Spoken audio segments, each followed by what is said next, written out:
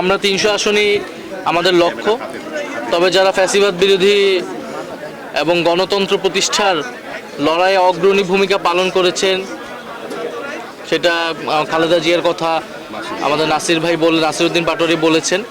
ওনাদের বিষয়ে আমরা ওনাদের সম্মানে হয়তো আমরা সেসব জায়গায় আমরা প্রার্থী দিব না, বাট এছাড়া আমাদের সর্বাধিক আসনে আমরা আমাদের প্রার্থী শাপলা কলির জন্য আমরা প্রার্থী দিব এবং বাংলাদেশের মানুষের কাছে আমরা সেই আহ্বান জানিয়েছি। এবার বাংলাদেশের ইতিহাসে নির্বাচনী যে সংস্কৃতি, যে আমরা দেখি যাদের টাকা আছে, যারা এলাকায় গডফাদারগিরি করে, তারাই নির্বাচনে দাঁড়ায়, আমরা সেই সংস্কৃতিকে এবার চ্যালেঞ্জ করতে চাই। বরং এলাকার যে গ্রহণযোগ্য মানুষ, সাধারণ মানুষের পাশে যাকে পাওয়া যায়, একজন সাধারণ খেটে খাওয়া মানুষ থেকে শুরু করে এলাকার যারা শিক্ষক রয়েছেন, ইমাম রয়েছেন, গ্রহণযোগ্য সামাজিক নেতৃত্ব রয়েছেন, তাদেরকে আমরা জনপ্রতিনিধি হিসেবে সংসদে দেখতে চাই। আমরা সেই উদ্দেশ্যে কাজ করছি।